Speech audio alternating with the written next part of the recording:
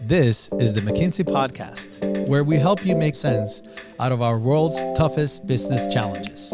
Welcome to the show. I'm Lucia Rahili. And I'm Roberta Fasaro. There's a health and wellness megatrend, meaning a sustained focus on physical and mental health. It's much easier as a brand to be credible and authentic when it comes to the wellness element, because you can very easily convey an image of feel good. The health aspect is a bit more difficult. That's Alexander Teal. He's a leader in our retail and consumer goods practice, and he's talking about the fact that globally folks are becoming less and less active. Nevertheless, there is a growing trend toward embracing active lifestyles among a certain demographic of health-conscious consumers. What does all that mean for sporting goods companies? You'll hear all about it from Alexander in a moment. But first, here's what's new on McKinsey.com.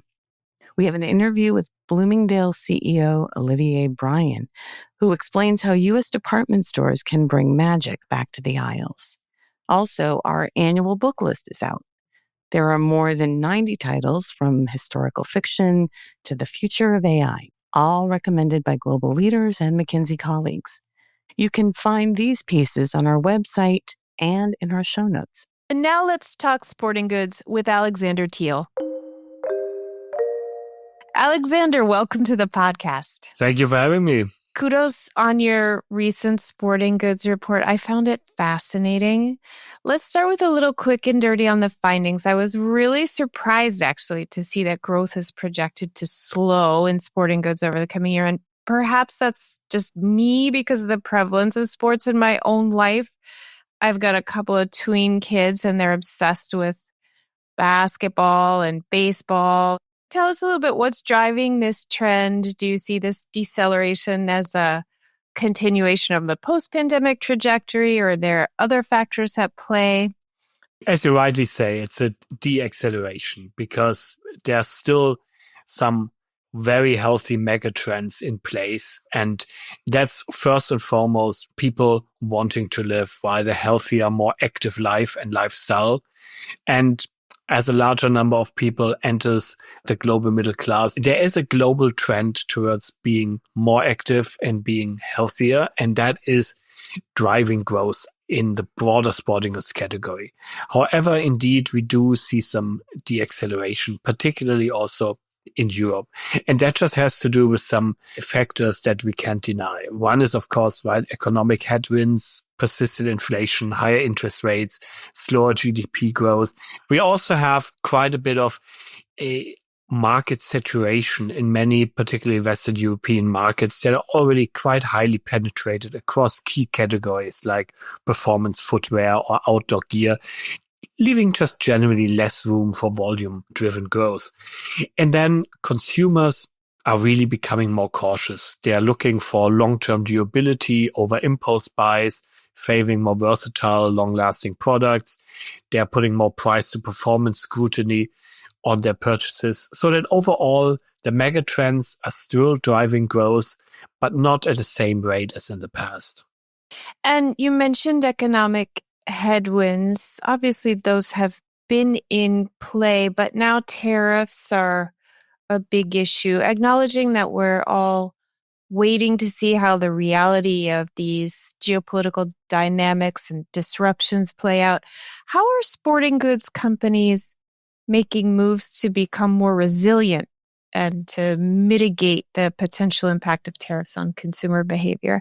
The really unfortunate thing about the current tariff situation is the extremely high level of uncertainty. At the moment, many companies are in a state of limbo where there's so much uncertainty about what tariff regimes will look like, because that means that instead of reallocating investments, you're holding back. Instead of focusing on other regions, you're holding back. You're waiting. The moment we have certainty, companies will make decisions, companies will move forward, and they will adjust. And just returning to the consumer view on value and becoming more value-driven, as you mentioned, and more cautious. Price is obviously a lever there. Do you see brands taking steps to successfully differentiate themselves in other areas beyond lower price goods, or is that the main way that brands are addressing consumers' value concerns? It is certainly not the only way, but of course, it's important to address it. Inflation, for sure, has made consumers more selective. Many are trading down to mid-tier or private label brands. As I said, many are looking for more long-term viewability. However, value is also tied to brand value. And if you are a strong brand that can deliver more than simple functionality, you are in a better position. It is, in a way, an even more polarized market than even before the pandemic. So on the one hand, it is important to have offerings at the price entry range and to give consumers options for more value-oriented purchases. At the other end of the spectrum, if you're able to deliver value beyond pure functionality, if you're really successfully premiumizing, then there are also a large group of consumers out there that is very willing to pay for that. Are challenger brands posing a threat to the big incumbents that have inherent brand strength? Challenger brands pose not only an enormous threat, they've already taken a lot of market share from the large across all category incumbent brands. And why is that? Because they're usually focused on a much more specific set of categories. For example, they're focused in the outdoor market. They're more focused on the wellness segment, like yoga, Pilates. And then they're able in that area to be much more credible and authentic.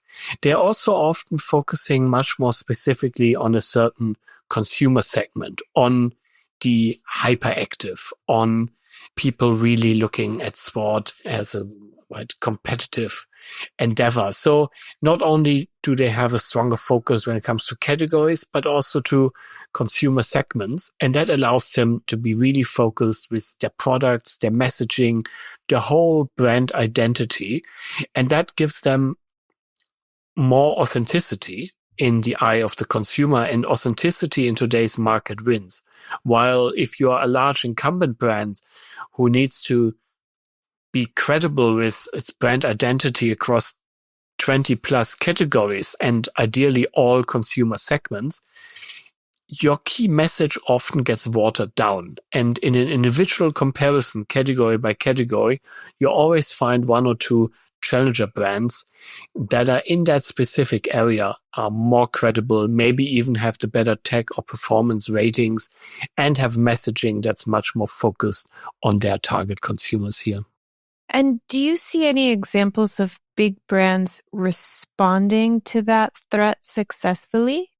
The only way to really respond to that successfully is through innovation and differentiation. And indeed, we do see the major incumbent brands making moves in that direction.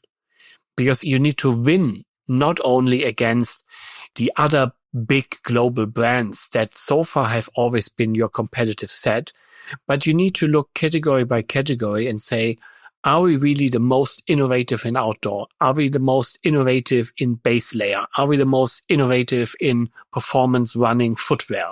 So category by category, you need to look as a consumer would and then say, really honestly, do we have the best products? And then if not, use the vast resources that you have at your disposal. That is still the advantage. If you're a global incumbent, you do have resources at your disposal that smaller challengers brands have not.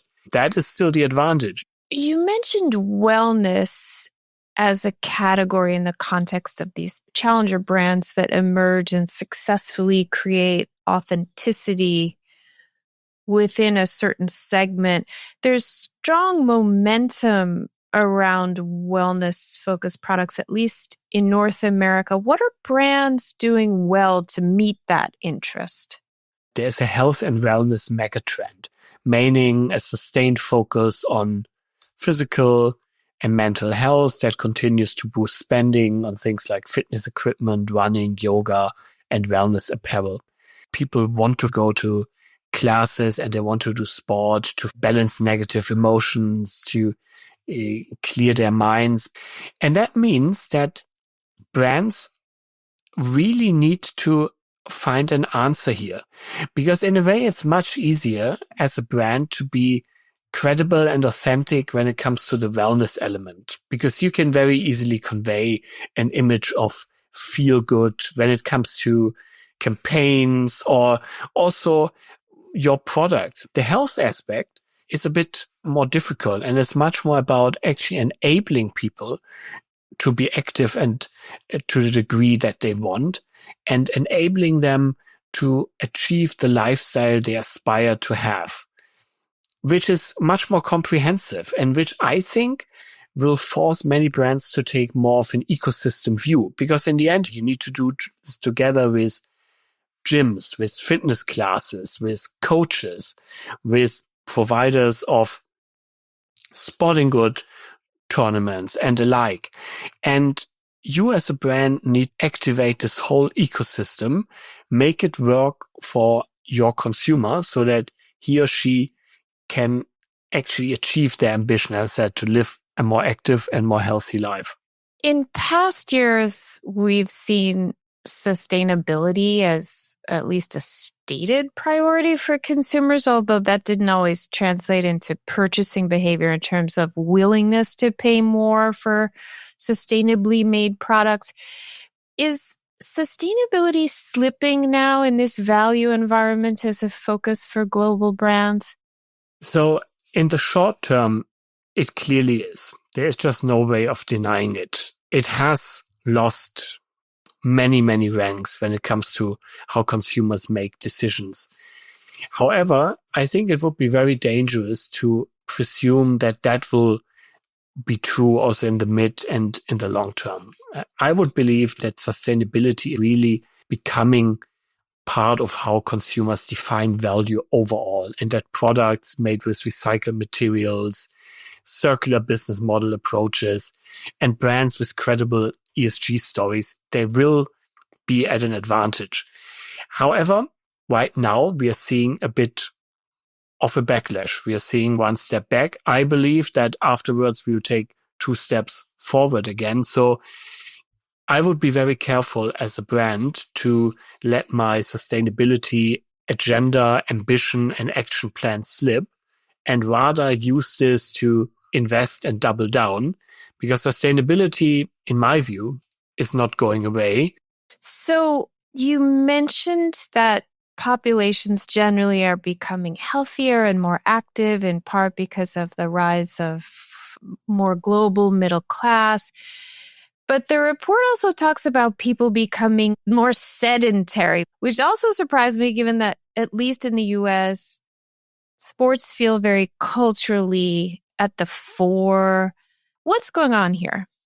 It's true. Culturally, sport is more preeminent than ever. And there is a certain minority but growing group of people who really define their identity by being active. However, if we measure global inactivity, inactivity is at record level.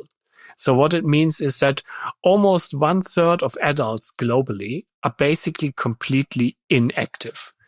And this is even more pronounced in the youth segment. All analysis suggests that there are socioeconomic reasons, people living an increasingly digital life, certain habits that slipped during the pandemic.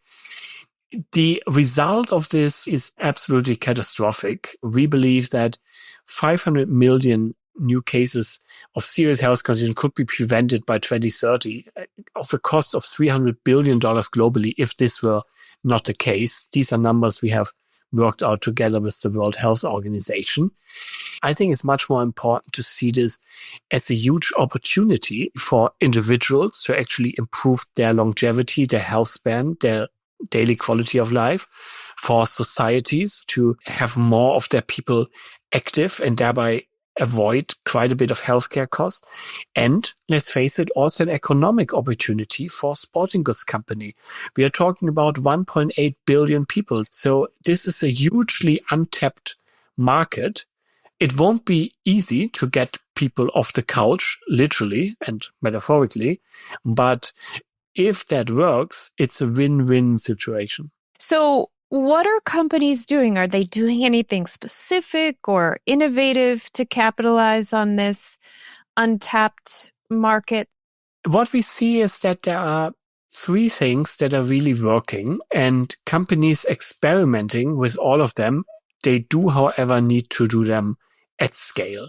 One is what I would call innovate to remove barriers. So I really believe brands have an opportunity to mobilize consumer segments that may have been overlooked or underserved in the past. And one strategy clearly is to develop products that directly address the needs of specific segments and remove barriers for them. And there are good examples. Examples include Adidas' Stay and Play product line to help women stay active during times where it's otherwise difficult, with period-proof tights, maternity bras, trainers tailored to female foot characteristics.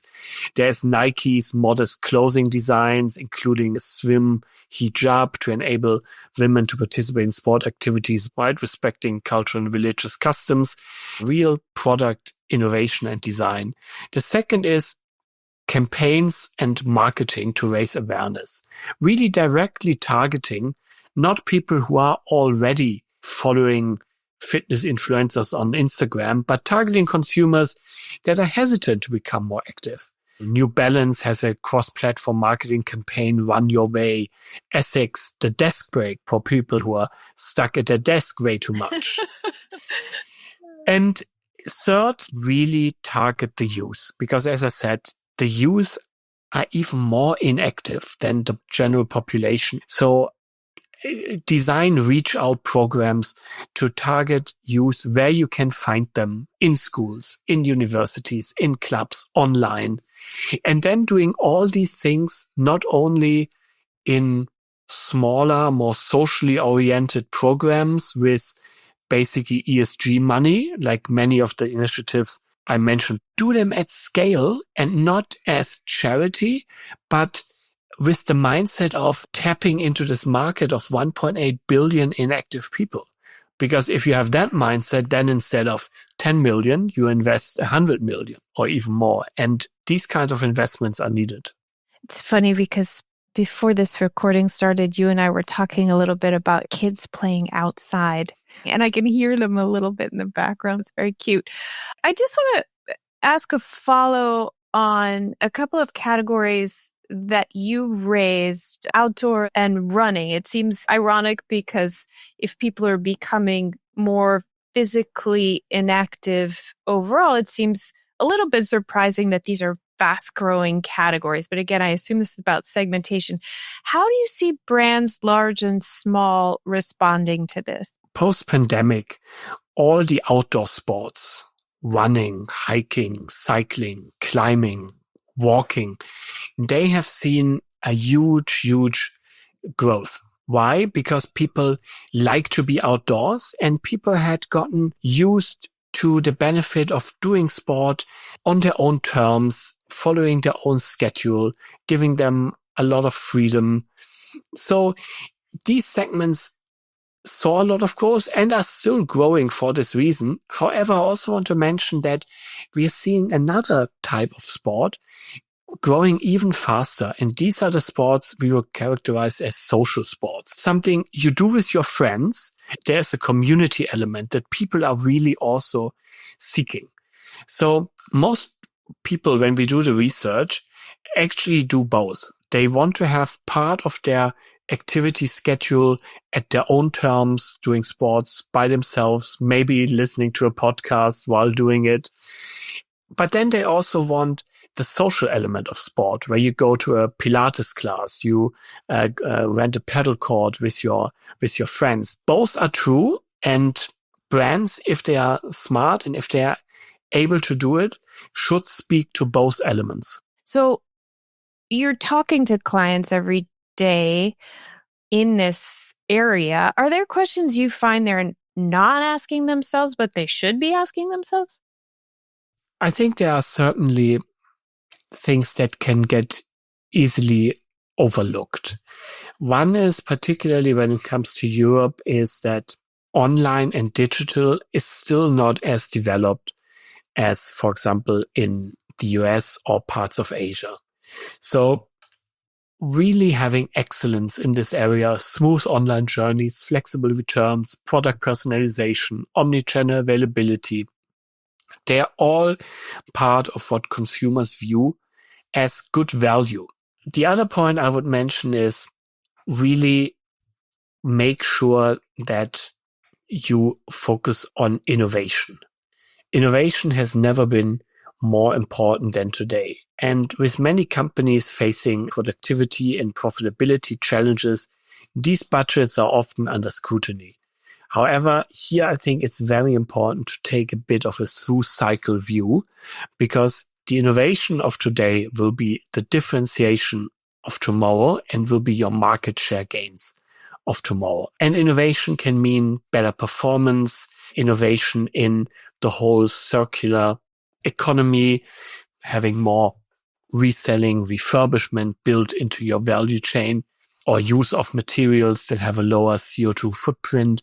As e-commerce continues to grow, how do you see North American retailers balancing digital and in-store experiences to meet rising consumer expectations?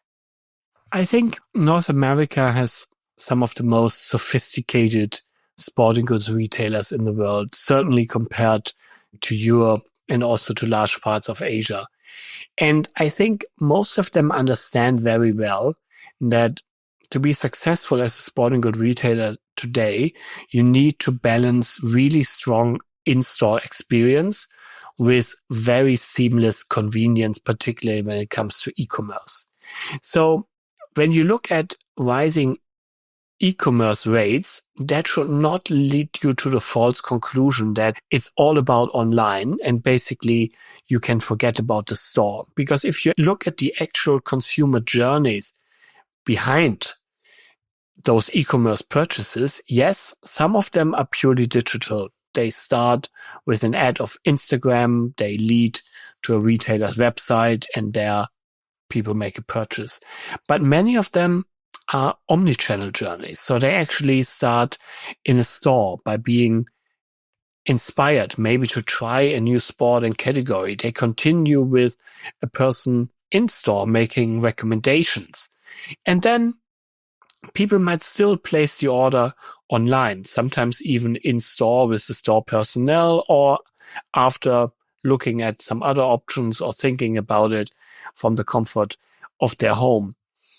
But overall, we see that most people do want both. They really do want to get inspired by stores that, if they are brand stores, they really make the brand experienceable. So people really get, by just being in the store, what the brand is about, what it stands for, what its values are. And if they identify with it, a little magic happens and there is a connection made, and that will then often create purchases. Or if you're talking about a multi-brand retailer, then it's often about the selection, the service, the quality of advice and consultation retailers can offer in-store. Always look at the entire consumer journey, I would say.